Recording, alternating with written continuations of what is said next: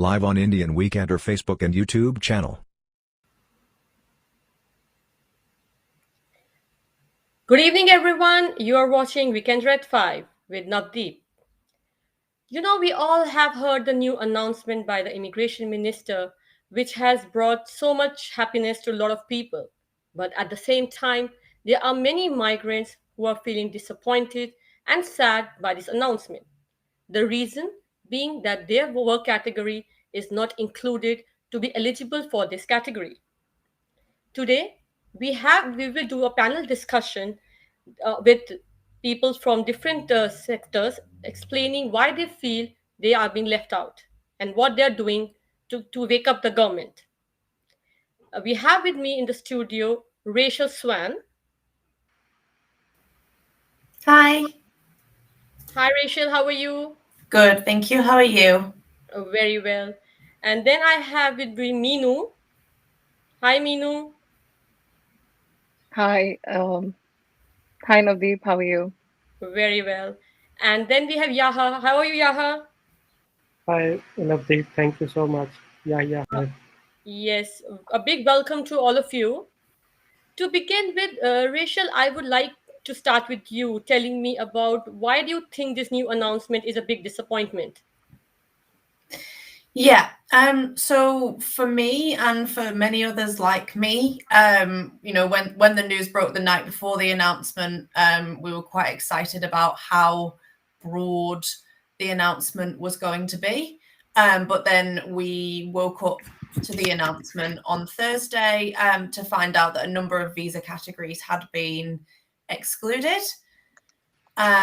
Including the category that I sit under, which is a partner of a student visa. And a lot of people who are come forward being extremely disappointed are people who, due to visa processing delays, due to changing goalposts within the immigration system, have changed to different visas, such as student visas or partnership visas, or RSE and other types of visas that aren't included in order to kind of better their opportunities within New Zealand, and now they've been left behind, which is really disappointing.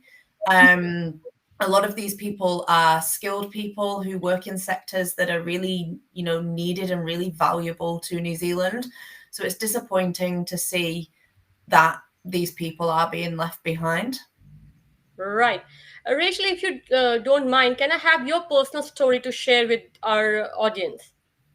Sure. So I came to New Zealand from the UK. I arrived here on the 13th of September 2018. Arrived, as many people do, on a working holiday visa.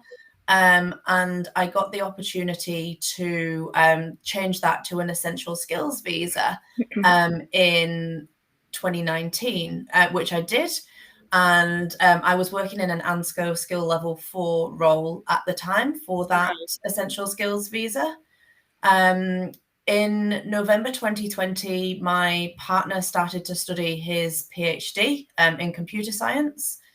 And we had a conversation around he could support me to have an open work visa because of the level that he studies. Right. So we decided that in order to have greater opportunities of being able to progress in my career, we would apply for a partner of a student visa. So that is what I now hold. That was granted in January 2021. And as a result of that, I got a different job, which was ANSCO skill level 1. It paid more, so it's that kind of more highly skilled role. And now, as a result of that decision to change my visa early this year, and the main reason we changed the visa was really to claim points under the skilled migrant category. Right. And now, as a result of those decisions, we've now been excluded from the one-off visa. Right. You do regret the decision to come on a partnership visa now? It's complicated. I regret it in the sense that now we aren't eligible for residency. Yeah. But also, I'm glad that I took steps in my career to progress in my career. So it's very difficult. It's a very difficult decision to now reconcile. Right. Because it was the right thing to do for myself and for my partner, but it, has now backfired a little bit in terms of residency. Right. Now moving on to Meenu. Meenu, I would like to bring you in now, and want to know what is your story. How are you disappointed with this announcement? I I'm going to start by saying that I'm not the only one, and it's not just about myself, because now that I've that we are campaigning together, I have, there are stories which are probably more difficult than mine. However, personally, it's been 5 years I've been in New Zealand. I have been this close to, lodging my residency each time regulations had changed. And this time around, I was disappointed because my visa category changed days before the announcement. So, had I not changed my visa category, probably I would have still been eligible. Right. So, in a way, it was heartbreaking for somebody who's spent years in the country, has been categorized as, high income drawing personnel for some time. And I'm not obviously the high income category right now, but I was for nearly 2 years. So it's disappointing for someone who has invested their skills, their time, and made New Zealand home. Right. Precisely. Right. Yaha, now I would like to have your opinion. What is your story? Well, in terms of my story, it's pretty, I would say it's pretty similar to many of them who have been, uh, I won't actually call it a left out, because we are not those people who just uh, couldn't be part of something, but we are those people who were pretty much more eligible and were part of it if the process has been more non-discriminatory. Yeah.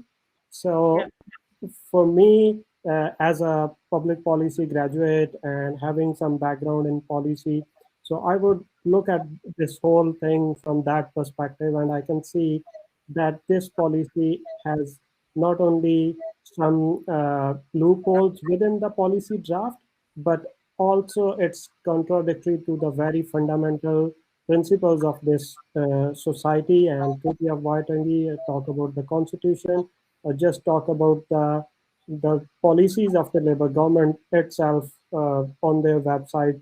So you would find it contradictory to that.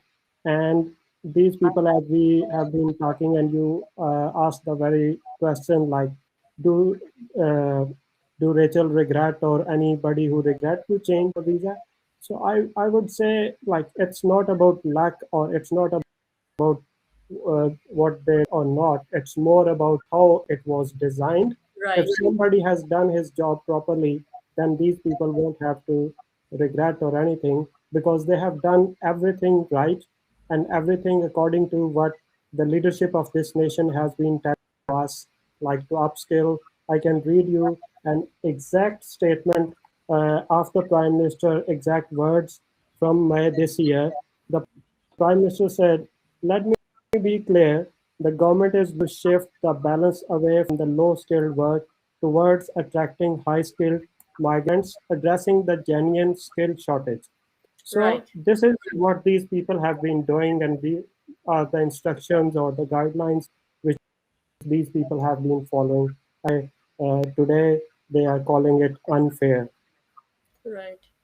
But Rachel, now bringing you in, I know a petition is underway to include all the categories of visas in this new policy. So tell me something about how that petition came about and what all it has achieved till now. So the petition came about to kind of garner some support from people who were in a similar position to the position that we are in. Right. So it's got over 19,000 signatures now, and we think probably by the end of the week it will push over that 20,000 signature mark. And the support for it has been amazing to expand those criteria around which visas can be eligible and apply. Right.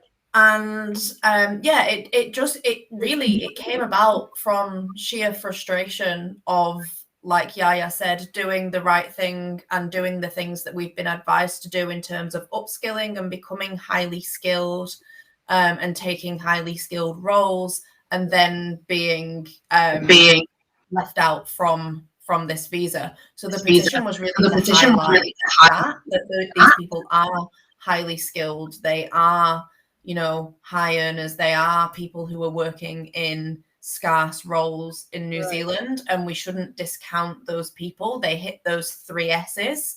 Their visa type does not mean that they do not hit those 3 S's that the government have laid out.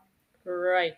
So, have you approached any government officials, or are you in process of reaching the minister or anyone to get your petition sorted? Yes. So steps are being taken behind the scenes to take the petition to Parliament. Parliament is currently in recess, so the House doesn't sit for a couple more weeks. I believe it's the 19th, but happy to be corrected if I'm wrong. So we are taking steps to take this petition to Parliament, as soon as we can, because we have garnered a high level of support. Right. And the opposition MPs are talking about the loopholes and the gaps in this announcement. Right. So we've gained some good traction there in terms of that support. Right. Yeah, now I would like to ask you something. Do you think this policy was very rushed? It was made in a rush, and just because government was under pressure to do something, so they did it. Yes, you are absolutely right. This policy, if anybody having some background of policy studies, if we look at the draft and he can just pick up the loopholes and he can tell straight away that one big reason was that it was rushed. Because normally processes and the institutions, they take decades and centuries to develop. And the best option always is to take the existing processes and the existing institutions and bring certain changes into that and bring it out. Like if you want to lower the criteria and you want to accommodate certain people, just lower a little bit of criteria and do with that. But if you will come up with certainly something entirely new, so that is very probable, and that is what happened with that. So now the only thing at this point is the government should take this one as a part of this process, because they have taken this step. So they should understand that whenever you create something new, there are some loopholes. So if the people like us and some other people from opposition, they are telling them there are these oversights or loopholes, the government should that. And it's Right. not just criticism for the sake of criticism. It is very constructive, and we can make this process very comprehensive so that it looks more fair. And end of the day, the most important thing whenever you bring out some policy is what you want to achieve out of it. So Right. the key objectives of the policy, what are the in best interest of the New Zealand and New Zealand taxpayers. So those must be achieved through this policy, and those only can be achieved if the process is very comprehensive and it is these sort of anomalies are removed from there. Right. Now, coming to Minu, I believe you are holding the social media for this platform, right? So tell me how important in today's time is social media and getting attention on that, and how well you people have achieved that. Right. Um, I'm not the only one. I mean, there is there is an army behind me and behind Rachel, and we're all in this together. So it all goes back to, when I stumbled upon Rachel's, petition, it all starts from there.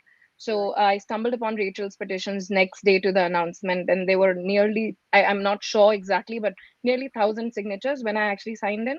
So, and then that's when I actually, thought that, there are more people out there. I mean, I couldn't be the only one probably. So I reached out to Rachel, saying that, I feel that we should connect. And I reached out to the person called Yash Raj Chabra. So he's the one who is behind creating this, Facebook page. So Okay. he's created this Facebook page because he was also one of those, unfortunate ones, as we may call it, who was affected. So he created this group for his college buddies, just to Okay. sort of keep it simple. However, because the impact of this policy was enormous, it just grew multifold. We had no idea how how it grew so fast. And then the fact that Facebook is a closed community, and we wanted to make our voices reach higher to the right ears, we started a Twitter campaign. All right. And we within days, or rather hours, we got support from influencers, we got support from some of the government professionals, and we also got support from media. Right. So just like yourself, we are talking right now. So we are very humble that people are listening to us, listening to our stories. So that's what is most important, because you wouldn't believe, if any of you follow, we urge everybody to follow us on Twitter, Facebook. Why? Because there are heart wrenching stories there. Hmm. I mean, I have forgotten about mine. I have, because this is the kind of impact this policy has made. And from the common man's point of view, policies should be inclusive. Right. Policies are inclusive. Right. And when policies are made, there are going to be certain bottom line, or as I may say, there has to be a line drawn somewhere. There is going to be a line somewhere Right. in any policy which is drafted. However, it still should be inclusive. So when these people who have contributed to the economy were not being heard, so that's when the social media platform gave them a voice. Right. And we are campaigning against the policy, the policy what has come, which is being declared by the government. And we will continue campaigning till our voice reaches the right ears. Right. And that's the whole agenda. Right. Rachel, now like coming to an end of the discussion, what is one thing that you really want this competition to achieve, and what are the steps that are immediately you people taking on that? So what I ultimately want the petition to achieve is that anybody who holds a valid visa for New Zealand that meets the criteria that has been laid out by the government, I want them to be able to apply for this one-off eligibility for 2021 residency. That's the bottom line of what the petition was started for. I do agree with Minu. A line does have to be drawn somewhere with any policy, but I think we can include everybody who meets one of those three criteria rather than a select group that Right. meets one of those three criteria. So that is the ultimate aim of the petition. For the moment, until Parliament sits again, I really urge people to make their voice heard, raise the petition, raise your stories. Speak to your local MPs. I myself have reached out to my local MP. I know a lot of people are getting a copy and paste reply, but Right. still reach out to your local MP, make your voice heard. And that's really what we need. We need to be heard. We need to get support, not just from fellow migrants, but also from people who are already residents or citizens. And we need to build that support, that we are part of this community and we are part of the fabric of society and we are settled, skilled members of this society. So that's really what we're aiming to achieve. Right. When I started, researching for this discussion, I didn't know the impact that this policy had. It is such a huge. I read stories and I was like, oh my God, such an impact. And, government just seemed to ignore everything. They were I think they was just thinking of the good things and then realized that somewhere they are doing unfairness to others. So yeah, you are coming to you. What do you think needs to be changed in the policy from policy perspective? From the policy perspective, look, we have sorted out the made very clear recommendations, and these recommendations can sort most of the things we have been hearing, like, oh, after that we will do something about the offshore people, we will do something for that. No, this is not, you don't put patches on the stuff, you do the stuff right. So one thing, or the steps, recommendations we drafted are very clear. For example, you need to give opportunity. You don't need to give a day or a fast day. You need to give opportunity to the people you need time, and you need to extend that date. The magical date removed from the 29th of September. It should be moved until 31st of July, as you have given to some critical workers. The impact of that is, at the same time, somebody, some nurse, some teacher who would be finishing his study, we know some stories who already is just waiting for their transcripts. So Right. they graduate, but they won't be able to be part of this residency. But somebody sitting overseas would still be able to part of this one of resident program. So that is where discrimination and unfairness comes. And similarly, like if you look at the criteria, other criteria, for example, if you're on a student visa, if you're on a partner visa, but you fulfill criteria, you are earning median wage, you are living here for 31 days, and you were working in the scarce list, but you're still ineligible for that role. Right. You worked at MIQ, you worked for the most crucial services, you put yourself in a position where, in the most vulnerable position where this nation needs, and you help this nation or the country to run by working as a delivery driver. At that time, nobody asked them that we don't need your contribution because your visa status partner or student. Right. So it was that time either you need to tell them, like, look, mate, we don't need your contribution because of your visa status. But now if you have contributed well, and especially these frontline workers, I would say they are the people who run this country, and we would need them in the future as well. So please don't see their contribution from their pay rate. If they are getting $20, $27, their contributions are priceless. So Right. please don't mark their contribution from that point of view. And we want to include all the categories, as Rachel said, visa categories.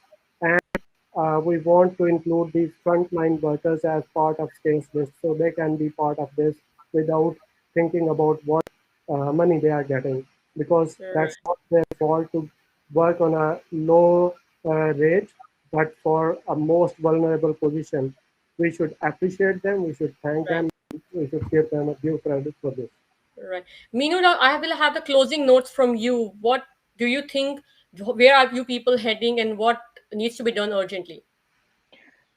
Where we're heading is, we're heading in the right direction. We are supported by people like yourself, supported by some of the great, we're supported by the Greens. Ricardo has already, acknowledged that there is a problem, and he's going to be working around it with us. And we Erica from the National has already acknowledged that she's aware, Right. and we are hoping to get more support. So that's where we are heading, and all we want from people living in New Zealand is to understand where we're coming from, Right. listen to us, and support us in this cause. Right. I do believe that you people are fighting for the right cause, and God willing, very soon you people will achieve what you have set to achieve. I wish all the best from Indian Weekender team to all of you, and we hope to hear some good news soon. Thank you so much. Thank